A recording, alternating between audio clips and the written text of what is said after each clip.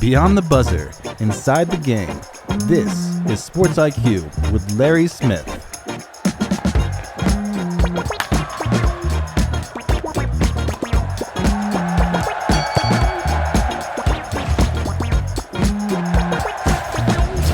Let's just strap ourselves in, shall we? The Sports IQ with Larry Smith. Glad to have you here on this Monday, December 1st. Hard to believe. Last month of 2025. And what a calendar year it has been. If you try to go back and try to write down the high points that we've had in society and in sports, have a backup pen or have a pencil sharpener with you and have a notebook with a lot of pages. There is a lot that has happened here, and we still have another month to go. Busy weekend, and we'll get to all the news coming up here. We've got Shannon Griffith coming in. He's with the Hoosier.com, talking about this Indiana team on the way. Number 2 in the country, undefeated 12-0. They're taking on Ohio State in the Big Ten Championship game on Saturday there in downtown Indianapolis at Lucas Oil Stadium. A game that, I love watching all the games this time of year, but that is the game I will be sitting down, focused, and watching with great attention. These two teams. You don't get a 1 versus 2 very often in football, and not in January, right? So this is going to be pretty sweet. That's coming up. We've got all the news, of course, the shocker of Sunday. Not a shocker to many of us. LSU, which fired Brian Kelly in midseason, has now hired Ole Miss coach Lane Kiffin to be the next leader of the Tigers program. Kiffin leaves Ole Miss after 6 seasons. He went 55-19. Defensive coordinator Pete Golding will be named the school's new coach, according to CBS Sports, as the Rebels look to prevent a massive exodus with the school's first ever college football playoff appearance on the horizon. 24/7 Sports' Neil McCready reporting Ole Miss is looking to double the pay of its offensive coaches to try to keep them on staff. In his announcement, Kiffin said that Ole Miss AD Keith Carter was the reason that he would not be coaching the team in the CFP this year. Here's a quote from Kiffin. "I was hoping to complete an historic 6-season run with this year's team by leading Ole Miss through the playoffs, capitalizing on the team's incredible success and their commitment to finish strong, and investing everything into a playoff run with guardrails in place to protect the program in any areas of concern. My request to do so was denied by Keith Carter, despite the team also asking him to allow me to keep coaching them so they could better maintain their high level of performance." End quote. So now the CFP committee will have to judge what losing Kiffin before the start of the playoffs means for the Rebels seeding when they are announced this coming Sunday.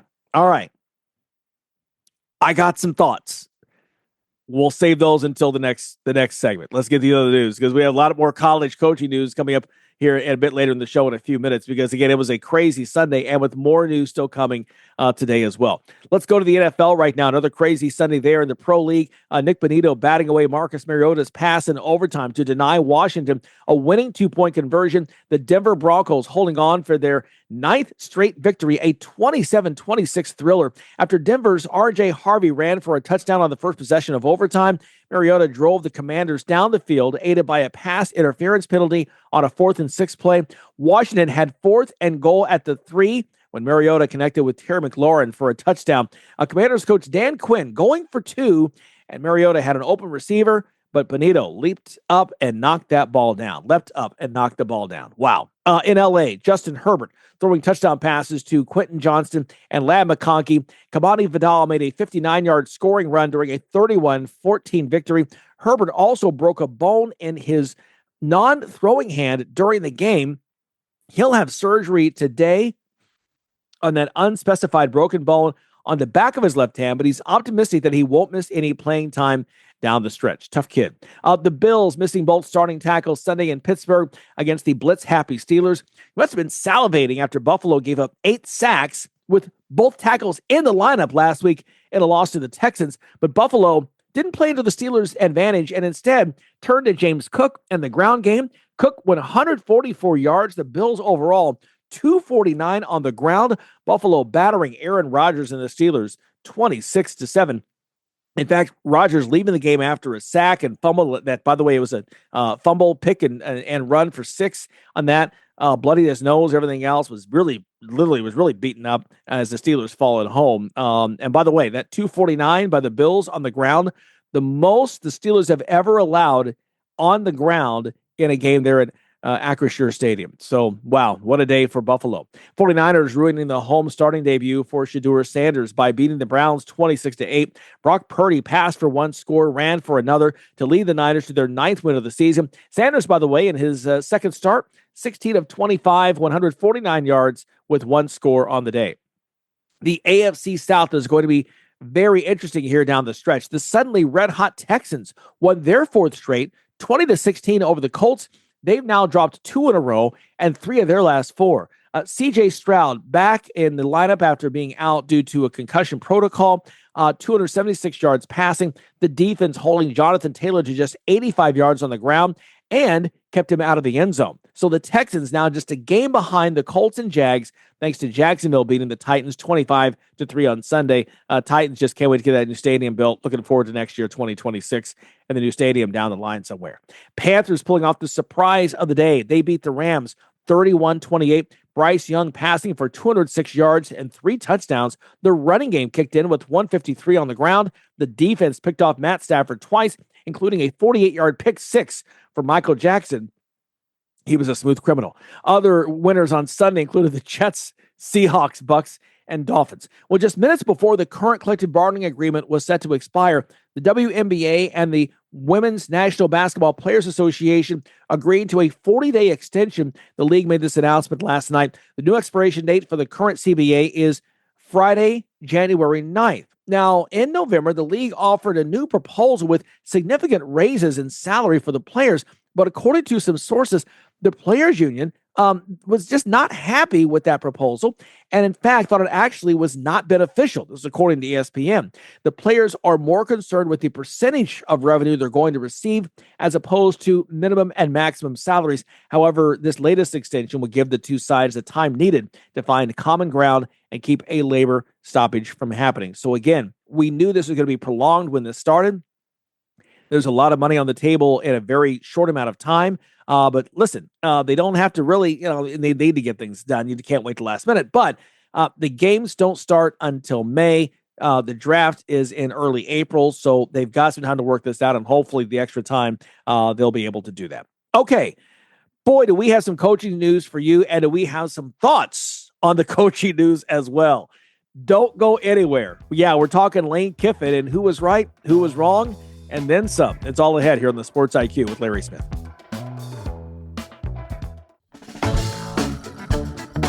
You're listening to Sports IQ with Larry Smith. Hey, welcome back. As we stated at the top of the show, Lane Kiffin is now the head coach at LSU. But boy, plenty of other news happening on the college coaching front this weekend. Florida has hired Tulane's John Sumrall as its next football coach. The school announcing on Sunday, Sumrall's deal with Florida reportedly, according to ESPN, 6 years, $45 million. Now, Sumrall, 42-11 over his first 4 seasons as head coach at Troy and Tulane, represents a very promising consolation prize for the Gators. He's a native of Huntsville, Alabama, was also a candidate for the Auburn job. Now, keep in mind, Sumrall has a record that was very close to the fired Billy Napier when he was hired away from a small school, the University of Louisiana. Napier was 40-12 when he took over Florida. And didn't last, 3 seasons. So yeah, good luck. Boy, this feels a lot like what we just did 3 years ago. Michigan State decided that 2 years was enough of Jonathan Smith. They let the coach know on Sunday that he would not be back. Smith, who left Oregon State to come in and take on the Spartans program, just 2 seasons, officially was 4-15. Now, the Spartans won 5 games in 2024, but vacated them due to recruiting violations committed by the former Michigan State coach, Mel Tucker. The Spartans began the year 3-0 against non-conference opponents, including a double overtime victory against a 2-10 Boston College team before losing 8 straight Big Ten games. Those 8 conference losses are its most since 2016. 6 of those losses came by at least 2 possessions. The school expected to hire former Northwestern coach Pat Fitzgerald today to take over the program. By the way, he did not finish strong on the field at Northwestern either, so maybe a bit of a head scratcher here, but maybe change does him good. Kentucky firing Mark Stoops after 13 seasons following a second consecutive losing campaign for the program's all-time wins leader. Per his contract, Stoops is owed the full $37.7 million buyout within 60 days of termination. There is some talk, by the way, out of Lexington. He may agree to extend those payments just a bit, but it could make his firing one of the most expensive in college football history. Here's the thing with Mark Stoops. He was the longest tenured coach in the SEC, 13 seasons there. He was hired 3 weeks after Barack Obama won re-election. That's how long Mark Stoops has been in Lexington. Third longest among Power 5 schools. Kirk Ferentz, 27 seasons at Iowa, beginning back in 1999.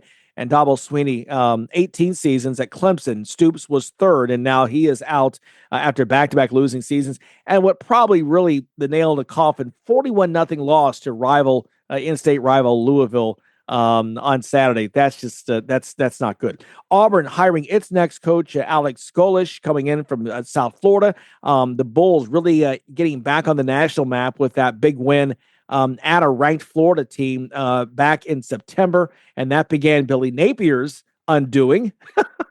And then now Golesh himself now going to the SEC. All right, producer Tony, we've been chomping. Let me tell you, Tony and I, we were texting each other, and producer Josh and editor Josh all weekend long over all these coach firings. I want to let's get the whole coaching thing out of the way. We'll get to Lane in a minute. Overall, your thoughts on the coaching search and all the firings, everything that happened on Sunday. I mean, it's just a crazy time in college football, right? You're letting guys go, bringing in new guys, hoping for better results. I'm not sure what Florida's thinking. That is a plum job. And for the third cycle in a row, they went for Mullen first, who was at Ole Miss, not nearly a program on par with Florida, but he won some games with at Mississippi State, not at Ole Miss, but at Mississippi State, which, again, not on par with Florida. Tried that, didn't work out. So they go to the lower college ranks. We'll bring in Billy Napier. And he's winning with the Louisiana Ragin' Cajuns. Let's try it here in Gainesville. That didn't work. Now they're trying it again with another guy from a small school. It's like lather, rinse, repeat. Fellas, what are you doing down there in Gainesville? I mean, that's a program that should be going after bigger names. Yeah, they hit the diamond mine when they brought in a relative unknown in Urban Meyer back in the day, right? Had been at Utah, which at the time was a minor program in the Mountain West Conference. They weren't the big time school they are now. So they struck pay dirt there. If they keep trying to strike the same pay dirt, you don't capture lightning in a bottle twice. Yeah. This is a program that should be making somebody turn you down to be the head coach. And maybe they did. Maybe they went through all that. But that's the biggest head scratcher for me that I saw over the weekend. Yeah, and he's a consolation prize. Obviously, Lane Kiffin was interested, had some conversations. I love the report that came out that they were going to look elsewhere from Kiffin because they believed he was considering other offers. Translated, he ain't returned our calls. Right. We texted him and he said, "New phone, who dis?" Oh yeah, like oops. But at the same time, to your point, Tony, that's a slap in the face because you're Florida and you're on par with LSU, with Alabama, with Auburn has won 2 titles recently. I mean, Clemson, you're on par as one of the jobs, and yet the coach you're going after, James Franklin is one that had already made his decision to go to Virginia Tech. There was some talk that was kind of decided, weeks ago, right before he actually announced. He was a big fish out there. Lane Kiffin, maybe the second big fish. Maybe the first, I don't know. That's conjecture we want to get into. But the point is, you're right. This is nothing against John Sumrall, but it feels like a bit of a consolation prize that you've already gone before. It's like Big Ten teams going to the MAC and to hire the next head coach. It only works for so long. Right. You've tried. You've tried this. I've seen this movie. I know how it plays out. Yeah. I've seen the ending. You're not hiding anything from me. We've seen this show. This is a rerun of a failed sitcom at this point down in Florida. And I hope the best for John Sumrall. I don't know the man. All I know is what I've read about him as a coach. He seems like a good coach. He seems like a good guy. I hope it works out for Florida. if I'm a Florida fan, I'm scratching my head today going, did we go after anybody who's a bigger name? Did we make anybody try to turn us down first before we went down this road? Yeah. Did you chase after a Dan Lanning? Did you, what kind of money did you put in front of Kiffin? I mean, you're exactly right. Do you think, too, that one thing we're not hearing right now, we're not hearing the names of any NFL assistants becoming head coaching jobs because the NFL, obviously, still a month left of the season. With the new calendar in college football, the way it's going right now, will we see less of that? Will we see fewer guys making that jump to the Power Four level because their teams are still in progress? And if you're only leaving, usually you're only leaving if you've got a winning team. You're not going to take the offensive coordinator from a 2-10 team that's, I don't know, wherever, Tennessee, to come be your coach when you can't get it done there in the NFL.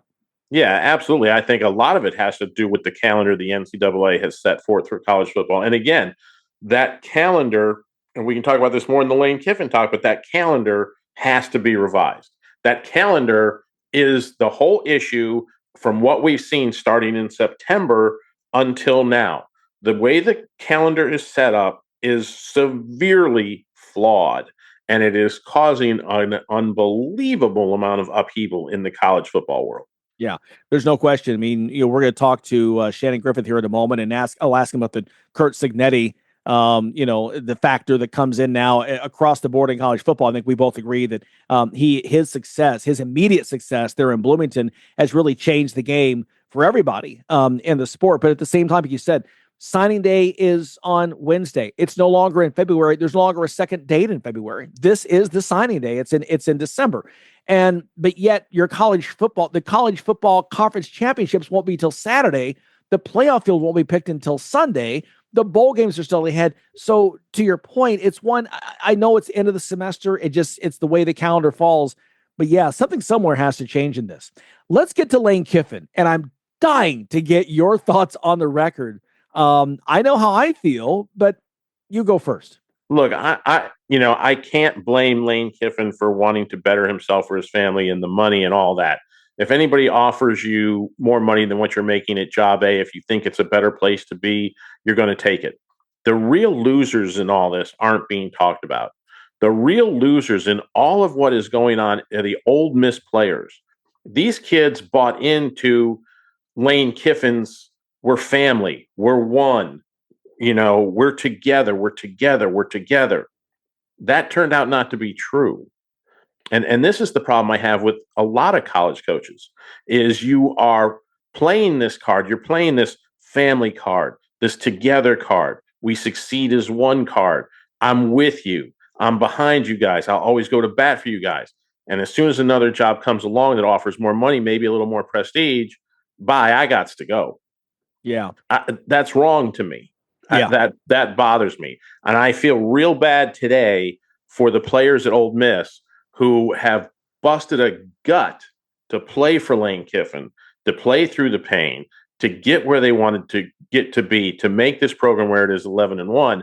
Now their fate sits in the hands of a bunch of guys sitting in a boardroom somewhere on how far their season is going to progress. And that's the next interesting conundrum from this Lane Kiffin firing is what happens with the college football playoff. Yeah. And I think that to your point, they are within their realm and within their power to say, you're not the 5 or 6 seed, you're the 11th seed, or you're not in it at all. I mean, that's very possible because this is not the same makeup of a team, just like we saw Florida State a few years ago with their quarterback going down, an undefeated season, but your quarterback got hurt. You're not the same team. You won't be the 4th team picked. We're taking another team instead. They definitely can do that. Here's my issue. By the way, I agree with what you're saying with Lane Kiffin.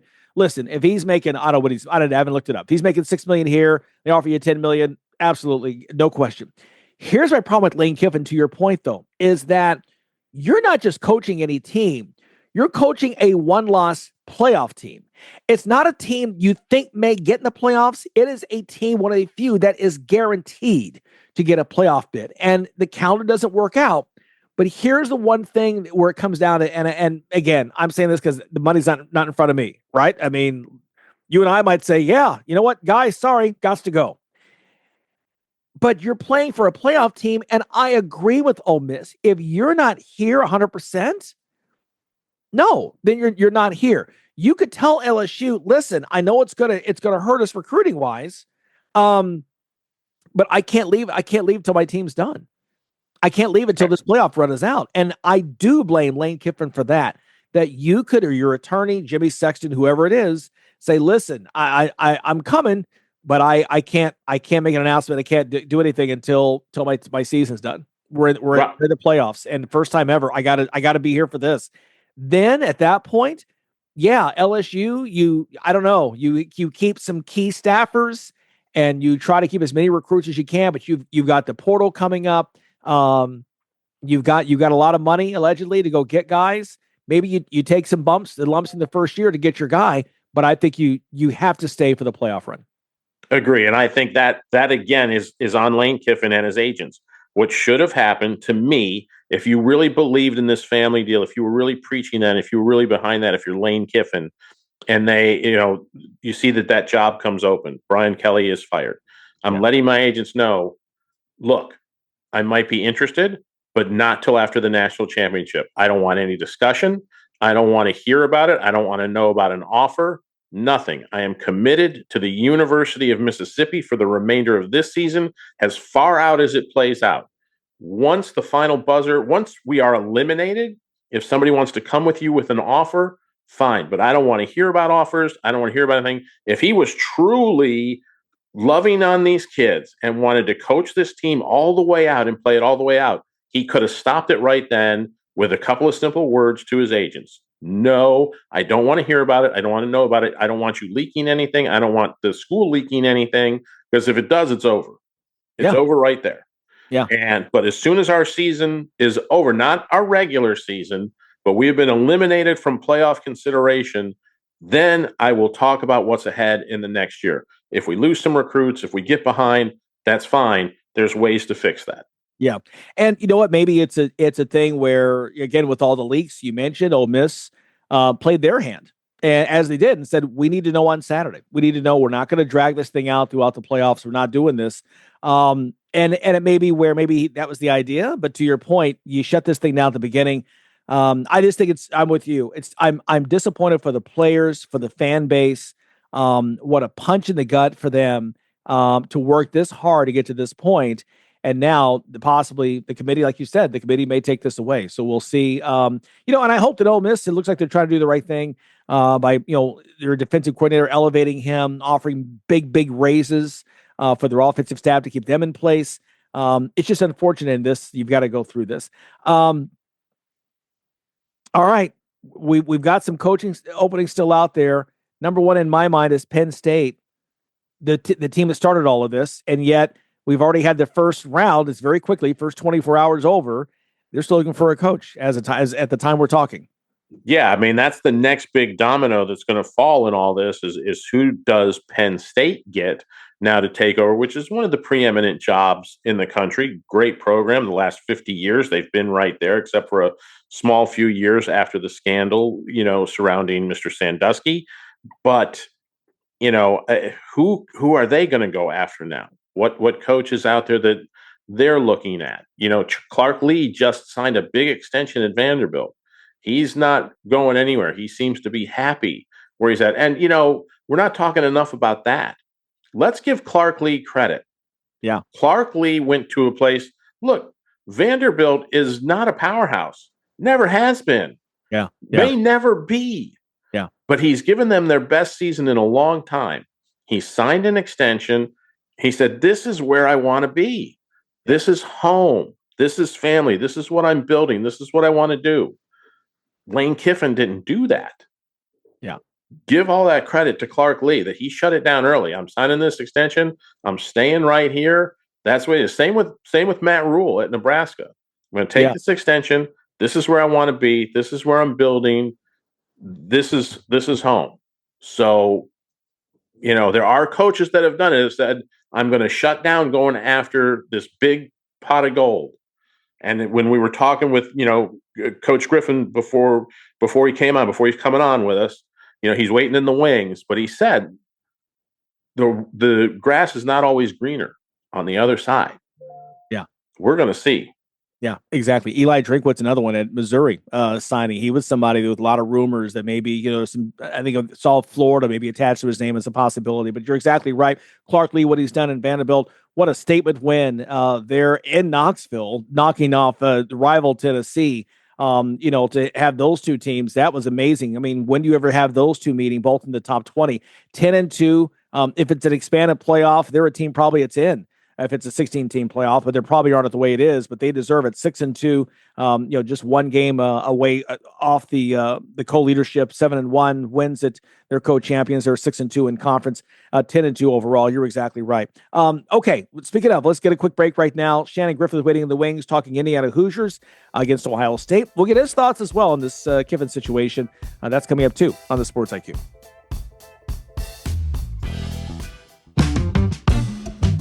You're locked in to Sports IQ with Larry Smith.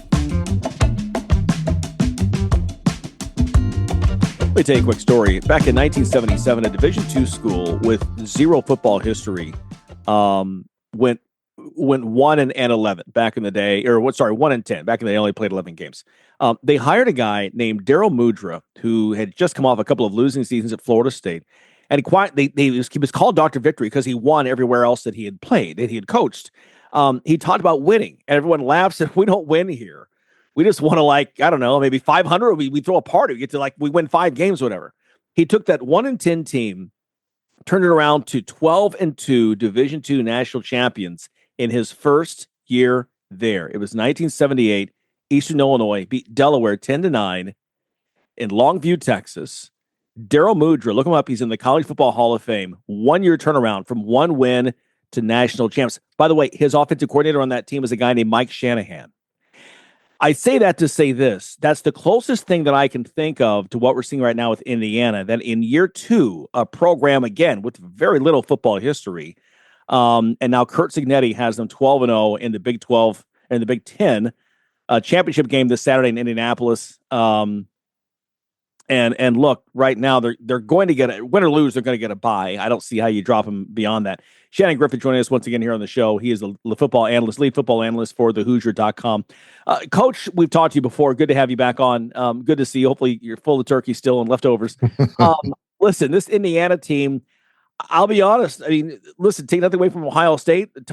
Producer Tony called it when no one else called it back in August. You're number one until you're not.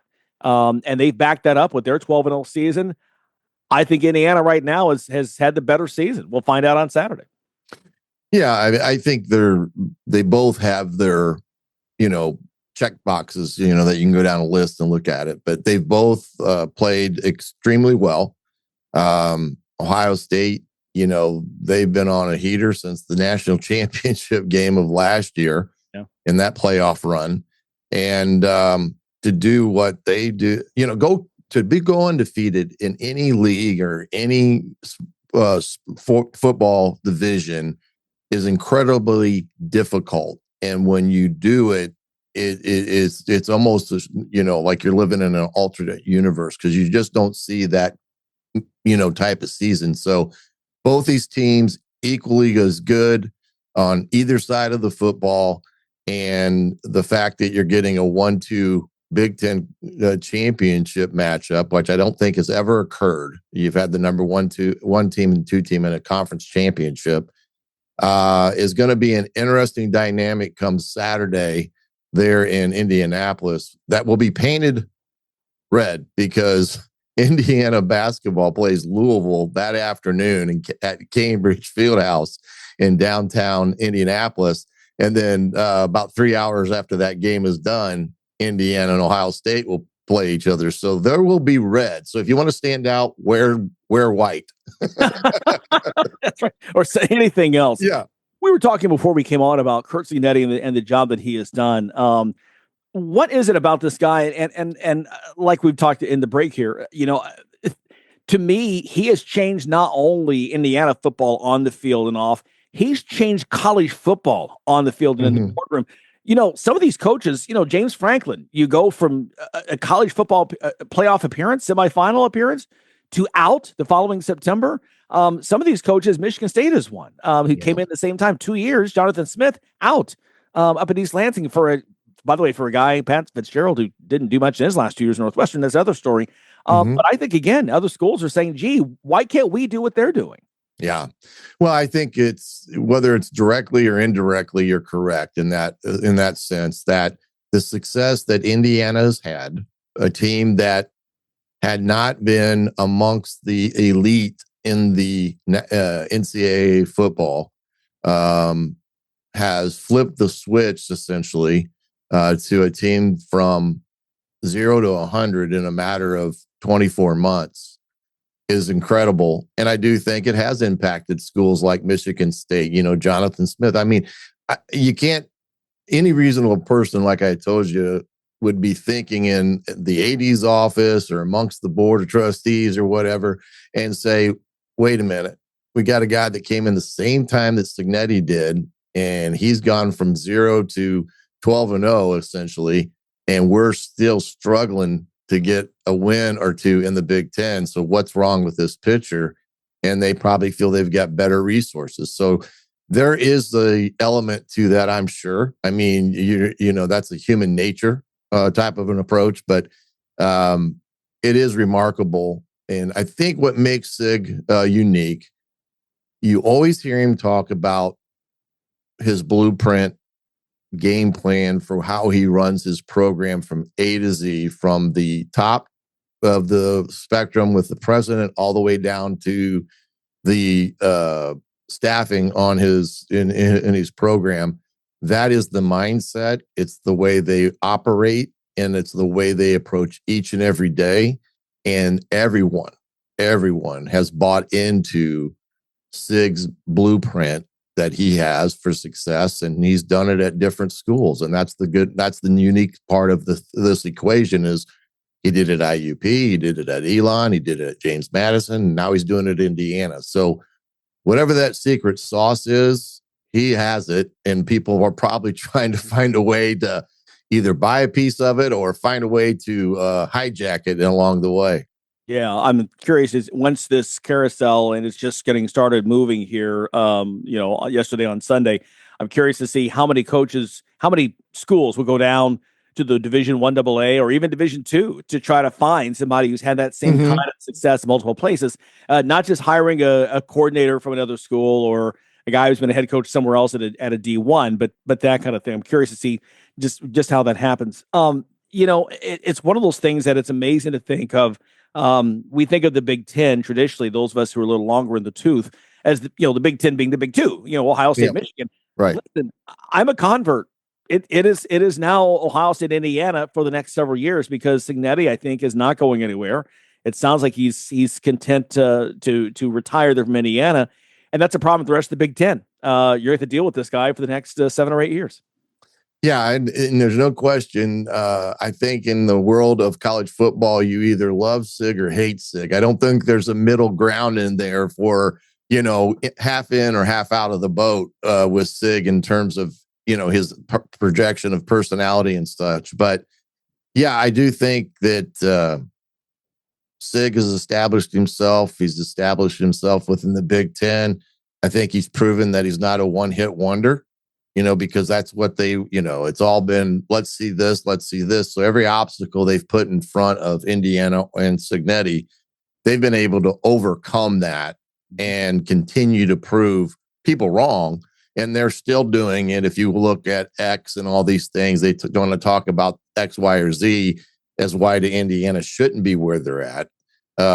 Just go on to X and scroll down a few tweets and you'll find something. But yeah, it is. He's done a great job. He's opened the door for the lower level coaches that are really good football coaches. And there's a lot of really good football coaches that could transition from where they're at now and jump into the driver's seat of a group of 5 program because they know how to win. And that's the bottom line. You got to know how to win and then go execute that plan. And that's what Sig's done. And I'm guarantee you there's another Signetti out there somewhere that could do just that. And if you ask Sig, he'd tell you the same thing. Mm-hmm. Yeah, no question about it. Talking to the coach, Shannon Griffith, again, lead football analyst for the Hoosier.com. So this weekend in Indianapolis, like you said, it's 1 versus 2, Ohio State and Indiana, both 12-0 this season. How does this game play out, and who gets the win? You're trying to get me to predict a score here? It's early. It's Monday. Early. Yeah, throw it out there. Indiana's a 6-point underdog, and that's understandable. Look, you got two defenses that are tops in about every statistical category in the country, Indiana and Ohio State. Patricia has just picked up where Knowles left off, and Brian Haynes, again, continues to do great things with this Indiana defense. This is the game that probably will come down to who makes the least amount of mistakes in terms of player positioning and things of that matter. Because you've got talented athletes that will hurt you if you make that mistake. So the margin of error is going to be razor thin. And that's the one thing that neither team, in some respects, has had that moment, because you did this thing a little bit wrong and it cost you a touchdown, or you were undisciplined in a penalty that cost you a touchdown to be taken off the board. This is the type of game that you could see on Saturday, as well as how do special teams figure into this, because both have been really good. Indiana's blocked a couple punts. They've returned a punt for a touchdown. They've been really good in their special teams and good field goal kicker.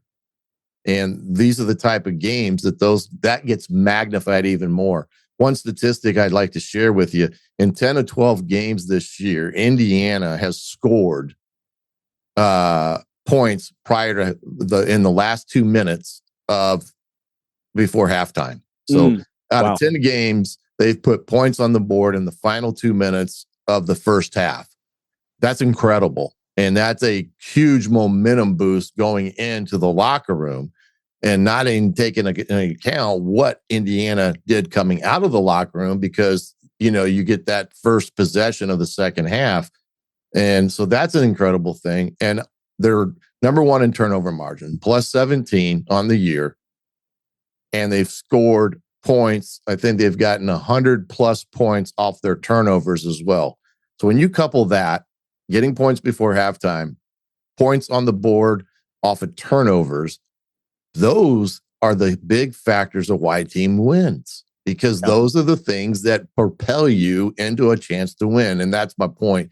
The razor thin margin for this game is going to be very, very close. Indiana is going to have to find ways to stop Tatum Smith to a degree, and saying in his ability, because that kid, man, oh man, completing around 80% of his passes all year, and he's a phenomenal player.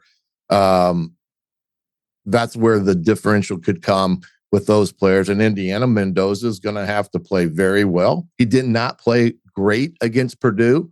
I know the weather had some of that to do with that, as well as I thought he may have been forcing things a little bit too much, trying to get up and not let Purdue have any hope. But he will have to play his best game, and Indiana's running game has to continue. I think they just had their 6th or 7th game over 300 yards rushing. Wow. I'm looking at this, and, remember back in the summer when Signetti was vilified by the, college football, everyone involved, when he bought out the Virginia game and added like Kennesaw State instead. Oh, it's going to be terrible. Well, listen, in Big Ten play alone, scoring 63 points against Illinois, which was then ranked number 9 in the country. Later scoring 55 points against UCLA, scoring 56 points UCLA, 55 against Maryland, 56 again against Purdue. But on the other side, allowing just 10 points to Illinois, allowing 13 to Michigan State, allowing 6 to UCLA, allowing 10 to Maryland, and on, allowing only 7 to Wisconsin. Which side of the ball is more dominant, in your opinion, this season for Indiana? I do believe the defense has been dominant and consistent in every game that they've been in, where they haven't had that slow start to get things on cue. And I do think they've been very dominant. Indiana has done a great job of playing complementary football, where the offense and the defense are playing off each other, not putting one side of the ball in a bind or behind the sticks or field position wise. And that's where you see these games that Indiana scores 50 plus points. I just alluded to the turnovers that resulted in points. I mean, that's where you get the blowouts because they're working as a complementary offense, defense. And when things happen in a positive for the team, each side of the ball takes advantage of it. And that leads to them just stacking play after play after play in a game like Indiana's had several times this year, as you pointed out. So I would say their defense has been lights out, not to put anything against the offense because Surratt and Cooper, Mendoza, you can add, all of it, has done well too. As Pat Coogan said before the Purdue game in the locker room for a pregame speech, he says, can you believe a bunch of misfits have a chance to go 12-0 and finish number 2 in the country? And you sit back and look at it because that's what they are. They're cast-offs in a lot of places or, wanting a chance to prove themselves at the Big Ten level. And it's kind of, we got a little bit of this, a little bit of that, G5, Power 5, independents, you name it. And that's why they're so good is that the kids buy into it and they play complementary football. Yeah, well, I know that Illinois game was one that the defense kept forcing 3 and outs, which allowed the offense to have the ball and keep scoring. So it was a perfect yin to the yang, if you will. I want to get your thoughts. We talked last segment, producer Tony and I want to get your thoughts before we let you go. But the Lane Kiffin situation down at Ole Miss, I am somebody, again, I believe Ole Miss did the right thing. If you're not an Ole Miss guy, you're not going to coach an Ole Miss team. Listen, clearly he went for the money. It's a bigger, more prestige at Baton Rouge, but I'm somebody just like a Signetti. If you're Lane Kiffin, you stay at Ole Miss, the money will be there and you have a playoff team you put together that you are walking away from. And I think they did the right thing. I want to get your thoughts on the situation. Yeah, I totally agree. I don't know if the reports are true about him trying to hold Ole Miss hostage by saying, I'm going to poach the players. I'm going to take all of the assistant coaches and things of that nature. I don't know how much that is true or not. But I do believe Ole Miss made the right decision. You're correct. If you're going to go somewhere else, then fine, go. But you're not coaching this team anymore. You're not the head coach at Ole Miss. You are now the head coach at LSU, and that's where you need to be and belong. And if that was the important part about this situation, that he wanted his cake and eat it too, well, too, bad, because if that was the case, then like you said, you stay where you're at with the kids that you've recruited there and won with. Now, the sad thing is they're going to lose a vast majority of those players, especially offensively, because they will transfer to LSU and he'll try to rebuild and do what he did at Ole Miss there. And I think that's why Lane left. Yes, the money is a big part of it, but I'm not sure how much you can buy into what they're paying because I don't know if they've got that amount of money at LSU because of the debacle with Brian Kelly. Yeah. But I think he went to LSU because he wanted another challenge, but this time the challenge is a little bit bigger in the sense the prize that he may get by maybe winning a national championship. That was the driving force for him. And hey, it's college football, man. But I do think Ole Miss made the correct decision. There's no question about it. They elevated from within. I applaud them for that because of the success they had, and they want to keep that trying to go on. Some ADs may have been a lot of animosity towards not only Kiffin, but the entire staff and said, look for, you guys better, look for jobs after the final game because we're going to bring somebody else in. We don't want any linkage to Kiffin. So again, right call. And Lane will get to go do what he's got to do at LSU, and we'll see if that's the right decision or not. He may fall flat on his face. Yeah, that's the thing about you think the grass is greener on the other side. The reality of it is it may not be. That may be a mirage, and that's like what you said. You've already done that at Ole Miss. You've got the thing going the way you want it. The money's going to be there. They're very fruitful in their endeavors there at Ole Miss. Why leave? And so we'll find out here in a quick turnaround of time because college football, like you said, is different now. Yeah. Yeah. like Sig, he would not have been able to do what he did so quickly if it was the old way of doing things by recruiting and development players. Now, I'm not saying he wouldn't have got to where they're at now by doing that, but as quick as he's done it, I don't think so, because the portal has been a vital piece of that equation. Yeah, you add in the Signetti factor down in Baton Rouge, and his seat is hot once he got off the plane. Yes, it's already hot. The clock is ticking on Lane Kiffin. Shannon Griffith, man, always good to talk with you. Have a great time. Have fun on Saturday. Enjoy this ride, and we'll be talking to you again soon. Absolutely. Anytime, guys. Happy holidays as we're here in December already. Hard to believe it, but wish you all well and safe holiday travel wherever you may go. Same to you. Thank you, brother. Okay, man. Shannon Griffith, once again, he's the coach. He's the lead football analyst for the Hoosier.com. Big game this weekend, Indiana, Ohio State, in Indy for the Big Ten Championship. Okay, more conversation to come here on the Sports IQ.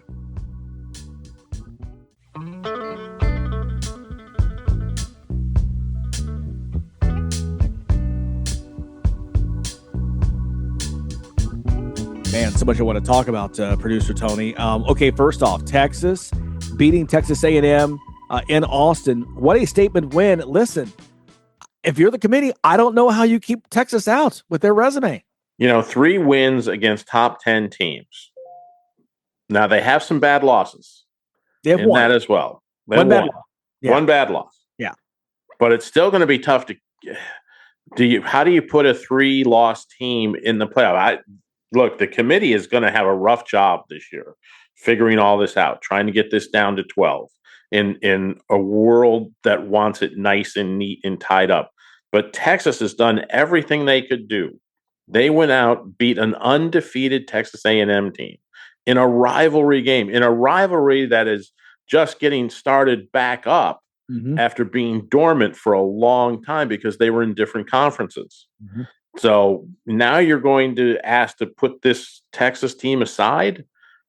It's going to be tough. It's going to be tough. Yeah. I mean, again, all of this to me, Larry, we are at the narthex, the zenith, the vortex of 16 teams. Yeah. If anything is going to push it over the top, this is going to be the year. Yeah. Yeah. In fact, they have the selection Sunday is this coming Sunday. They may announce the expansion on Monday. I mean, if they even wait 24 hours, I mean, it is because there's going to be, I think, Texas as a team. If BYU does not win, if they do beat Texas Tech, how do you leave Texas Tech out? Both of those teams deserve to be in. So, it's going to be interesting. Miami has a case, as we've said before. So that's a selection coming up tomorrow night. Okay. Michigan basketball. I'll be honest. In the first month of the season, if there's a team I'm really impressed with, it's Michigan. I felt the top 10 rankings were elevated, were inflated because of just they added some guys in here and there. But boy, they are not just beating; they are blowing out ranked teams, and early on here in the first few weeks. Yeah, the numbers they're putting up looks like a schedule from 15 years ago. Yeah, where Team X is playing, Southwest Kentucky State and going out and playing, Upper Louisville University and, teams along those lines. They are beating ranked teams. They're not beating them. They're clubbing them, into submission. The last 3-game stretch, that tournament in Vegas was the best 3-game stretch that I've seen a basketball team do in 3 straight days. 3 straight days. Yeah. Of playing basketball to win by 30, 40, and 30. Yeah. Yeah. And not just against good teams. Yeah. San Diego State, Auburn ranked number 21, and Gonzaga ranked 12. Like I said, 110 points all added up, and a 40-point win over Gonzaga to close out the week. I mean, it is one that, listen, if I'm there at the Players Era, I'm walking over to the MGM right now, to the sports book, and put my money down right now for this team. I mean, they are long way to go, and listen, it's one where, again, the coaching of Dusty May, why he was the right guy to come in. He's a great coach, and he's got this team early on, all the different pieces. That's just college basketball now. They're all coming together doing this. Yeah. I mean, we're 3 months until March. We're over 3 months to Selection Sunday. However, if ever a team has stamped themselves for a number 1 seed in November, this is it. Well, the one. This is the one time. I mean, look, they've got all the pieces. They've got inside, they've got outside, they've got shooting, they've got speed, they've got defense. I mean, like I said, I was unbelievably impressed with that Michigan performance. And I'm a Notre Dame guy, not a real big fan of those people up north from Michigan, but that was an impressive run. If you didn't stand up and take notice, you're not a college basketball fan. Yeah, Mark Few, his tenure began back during the Clinton administration. Most lopsided loss he had suffered ever at Gonzaga. Michigan, pretty impressive. Our moment of awe is up next. If you're a diabetic, we have great news. You can end the painful finger sticks with a new CGM. Plus, they may be covered by Medicare, Medicaid, or private insurance. If you test and inject daily, you may qualify. Call US Med now to learn more. 800-390-5160. 800-390-5160. 800-390-5160. That's 800-390-5160. Time now for a moment of awe, and we go back to Saturday night, Palo Alto, California. Charlie Meyer spending 4 years at the Stanford football program as a backup QB, but never took a snap at a game until Saturday. The Cardinal game against Notre Dame was long since decided in the Irish's favor. So head coach Frank Reich, himself a career backup in the NFL, gave Meyer his chance, and Charlie not only had a 30-yard scramble, but he also threw a touchdown pass in the only collegiate game he'll ever play in. By the way, if you think that name sounds familiar, yes, his dad, Rick, was the Notre Dame starting quarterback for 3 years back in the early 90s, and so Charlie getting his lone touchdown pass of his career against his dad's alma mater. How cool is that? Truly a moment of awe. Hey, thanks to Coach Shannon Griffith coming by. Thanks to you as well. We are just getting started this very busy first week of December. It's a Sports IQ. I'm Larry Smith. We'll talk to you tomorrow. Thanks for listening to Sports IQ with Larry Smith, Monday through Friday. Continue the conversation at Sports IQ LS. We'll see you next time.